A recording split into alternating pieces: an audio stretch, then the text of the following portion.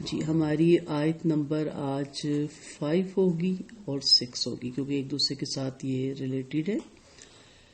ان اللہ بے شک اللہ تعالی لا یخفا نہیں چھپا ہوا علیہ اوپر اس کے شیئن کچھ بھی فی الارض زمین میں ولا فی السماء اور نہ ہی آسمان میں. هو الذی وہ ذات ہے جس نے یصورکم وہ صورتیں بناتا ہے تمہاری فی الارحامی رحموں میں کیفا یشاء جیسی وہ چاہتا ہے. لا نہیں الہ کوئی الہ الا سوائے ہوا اسی کے العزیز غالب ہے غلبہ رکھتا ہے زبردست ہے الحکیم حکمت والا ہے. یہاں پہ تخلیق کے انسان میں اللہ کی قدرت کاملہ کا ذکر کیا جا رہا ہے. اب یہاں پہ جو بتایا گیا پہلی آیت میں کہ اللہ تعالیٰ سے کوئی چیز چھپی ہوئی نہیں. اصل میں اگر آپ دیکھا جائے تو پورا قرآن توحید کی تصدیق کرتا ہے اور شرک کی ایک ایک آیت تردید کرتی ہے کیونکہ اس کے بعد پھر رحموں کا ذکر آیا پیدائش کا تخلیق کا. وہ رب جو ماں کے پیٹ میں اتنے اندھیروں کے اندر ایک حقیر سے پانی کے قطرے کو انسان بنانے پہ قادر ہے اس رب سے دنیا میں آنے کے بعد کوئی چیز چھپی ہوئی ہے. اب ہمارے یہاں کیا مشہور کیا جاتا ہے کہ جی کچھ علم سینہ بسینہ شفٹ ہوتے ہیں اور وہ کسی عام بندے کو نہیں پتہ چل سکتے اور یہ چیزیں من گھڑت ہمارے اندر پروان چڑھتی ہیں. تو کوئی درویش بنا ہوا ہے تو کوئی ولی بنا ہوا ہے تو کوئی پوچا ہوا بنا ہوا ہے اور کوئی کن کاموں کو اپنے ہاتھ میں لیے بیٹھا ہوا ہے.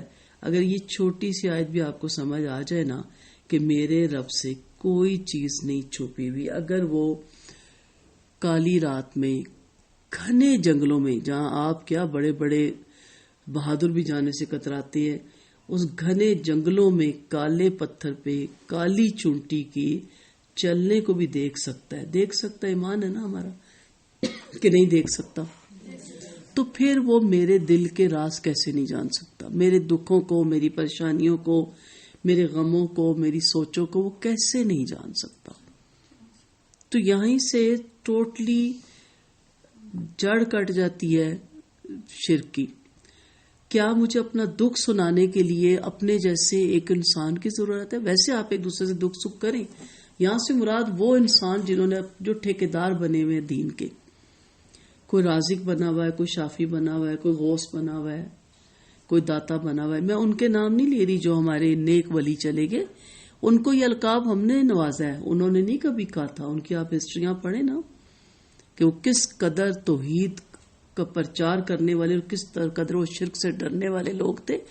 ہم نے کہا مثلاً کوئی آپ کے ریلیٹیوز میں بہت ہو دیالو ہو بہت اللہ کی راہ میں دیتا ہو تو آپ کے جی بہت سخی ہے اور بعد میں آپ کسی سے ذکر کریں تو کہ جی میرے خاندان میں میرے چچا تھے یا ماموں تھے لیکن بہت سخی تھے. تو اس طرح وہ کرتے کرتے ان کے ساتھ آ گیا جی وہ فلاں جو حضرت ہے جو فلاں جو ولی ہے جو اللہ کا بندہ ہے بہت دیالو ہے بہت سخی ہے بہت داتا ہے یعنی بہت دینے والا ہے. داتا تو صرف اللہ کی ذات ہے. جو کہتے ہیں غوث غیاث سے ہے نا وہ بارش جو بہت فریاد کے بعد بہت منتوں کے بعد بہت دعاؤں کے بعد برسے. میں ان کی بات کر رہی ہوں جو من گھڑت جھوٹے ڈھنگوسلے کر کے آپ سے پیسے ہتھیانے کے لیے اپنی گدی بچانے کے لیے اپنی شہرت کے لیے کرتے ہیں. تو کیا مجھے ان کی ضرورت ہے؟ میرا رب مجھے نہیں جانتا. میرے رب کو نہیں معلوم نعوذ باللہ کہ مجھے کیا چاہیے. کیا میرے رب کو نہیں پتا تھا کہ مجھے یہ چیز دینی چاہیے یا نہیں؟ کیا نعوذ باللہ اللہ کو میرے مشوروں کی ضرورت ہے کہ اللہ میں مجھے یہ دینا چاہیے تھا یہ نہیں یہ دے دے یہ نہ دیتا؟ اور کیا مجھے یہ چیزیں جو میرا رب نہیں دینا چاہتا وہ کوئی غیر الہ دے سکتا ہے؟ امپاسبل، ہو ہی نہیں سکتا کہ میں جاؤں کسی کے در پہ چڑھاوے بھی چڑھاؤں ماتھے بھی ٹیکوں تویز دھاگے جو کچھ بھی کرے سب کروں جس طرح وہ کہے کروں اور وہ مجھے دے دے. جو ملے گا وہ میرے نصیب کا ملے گا. فرق صرف اتنا ہوگا کہ خدا نخواستہ ہم نے شرک کر کے وہ جو ہمارے نصیب کا تھا اس کو خراب کر کے لے لیا. ملنا تو وہ تھا ہی اور جو مجھے نہیں ملنا، میں کتنے ایسے لوگوں سے جانتی ہوں ساری زندگی ان کاموں میں پڑے خالی کے خالی. تو میں نے کہتی ہوں بتائیں، ایمان بھی گیا، شرک میں بھی آپ پڑی رہی، غیر نامحرم مردوں کے پاس جا کے تیر دھاگے بیٹھ کے اپنے دکھڑے بھی روتی رہی، رزلٹ صفر، عمر بھی آپ نے گوا دی. توبہ کا دروازہ تو نہیں بند ابھی بھی کر سکتے، لیکن میں نے نہیں دیکھا. اب جن کو مل جاتا ہے وہ سمجھتے ہیں انہوں نے دیا. اگر آپ کو دیا تو ساروں کو دے دینا. اگر کسی کے ہاتھ میں اولاد دینا ہو تو بتائیں کہ یہاں دنیا میں، اپنے ملک کا نہیں کہتے، کوئی بے اولاد رہنا چاہے گا؟ ہو ہی نہیں سکتا. جن کو مل جاتی ہے نا، ان کی تقدیر میں 5 سال 10 سال 15 سال بعد ہوتا ہے، اور جن کی تقدیر میں نہیں ہوتا نا، وہ جہاں مرضی ماتھے ٹیک لے. پیغمبر بھی تو بے اولاد گئے نا، اللہ سے وہ کتنے قریب تھے، ان سے بڑی تو کوئی ہستیاں ہی نہیں. تو کہنے کا یہاں مقصد کیا ہے کہ یہاں پہ اللہ تعالیٰ بتا رہا ہے کہ نطفے کو کئی مراحل سے گزار کر اسے انسان کی شکل میں پیدا کرتا ہوں. کون؟ میں، اللہ کی ذات. اور اس کی قدرت کاملہ کا یہ حال ہے کہ دنیا میں کروڑوں اربوں انسان پیدا ہو چکے ہیں. چلے یہاں تک بھی آپ کہتے ہیں یہ نظام چل رہا ہے، لیکن کسی کی شکل اور صورت دوسرے سے کلی طور پر نہیں ملتی. ہم کوئی گلدان دیکھتے ہیں، کوئی بیڈ شیٹ دیکھتے ہیں، کہتے ہیں اس سے ملتی جلتی دیکھی تھی، لیکن انسان ملتا جلتا نہیں دیکھتے. یہاں تک بھی ہم رک جائے، لیکن حیران ہوتا ہے اس وقت انسان. وہ فَبِأَيِّ آلَاءِ رَبِّكَ تُكَذِّبَانِ میں آتا ہے نا بار بار، ایک بال دوسرے بال سے نہیں ملتا. میرا بال آپ کے بال سے نہیں مل سکتا. اس سے بھی چھوڑ دیں، آپ کے انگلیوں کے جو پوروں پہ جو ڈیزائن بنا ہوتا ہے وہ بھی دوسرے کے پور سے نہیں ملتا. تو یہ کون ہے؟ یہ کون ذات ہے جو اتنی باریکی سے تخلیق کر رہی ہے اور کون فیا کون کہہ رہی ہے؟ بس بات ہی ختم. خود نہیں بیٹھ کے بنا رہی کہ ایک ایک کو بنا رہی ہے اور مشینیں اس نے لگائی ہوئی ہیں یا فیکٹریاں. کون فیا کون، کوئی کسی سے نہیں ملتا، ورنہ کتنا مشکل ہو جاتا دنیا میں زندگی گزارنا. بنیادی اختلاف صرف 3 قسم کے ہوتے ہیں. رنگ کا اختلاف ہو، قد و قامت کا اختلاف ہوتا ہے، اور نقوش کا اختلاف. لیکن محض ان 3 قسم کے اختلاف سے اربوں انسانوں میں سے ہر ایک کو مختلف صورت عطا کی. اسی وحدہ لا شریک ہستی نے یہ کارنامہ انجام دیا، اور اس کی حکمت کاملہ کا تقاضا یہ ہے کہ اس نے استقرار عمل، یعنی جب حمل ٹھہرتا ہے سے لے کر بعد کے تمام مراحل میں جنین کہتے ہیں ماں کے پیٹ میں جب بچہ ہوتا ہے، چھوٹی سی چھوٹی ضرورتوں تک کو بھی پورا کرنے کا اہتمام فرمایا، اور پیدا ہونے کے بعد اس کے جسم اور روح کی تربیت کے لیے بھی جن جن چیزوں کی ضرورت تھی وہ اس کے لیے مہیا کر دی. اس سے پہلی آیت میں یہ فرمایا نا کہ اللہ پر کوئی چیز پوشیدہ نہیں، یہ گویا ایک دعویٰ تھا جس کا ثبوت اس آیت میں دیا گیا کہ جو ہستی رحم کی تاریکیوں میں جنین کی پرورش کرنے پر قادر ہے، اس سے کوئی چیز بھلا چھپی رہ سکتی ہے.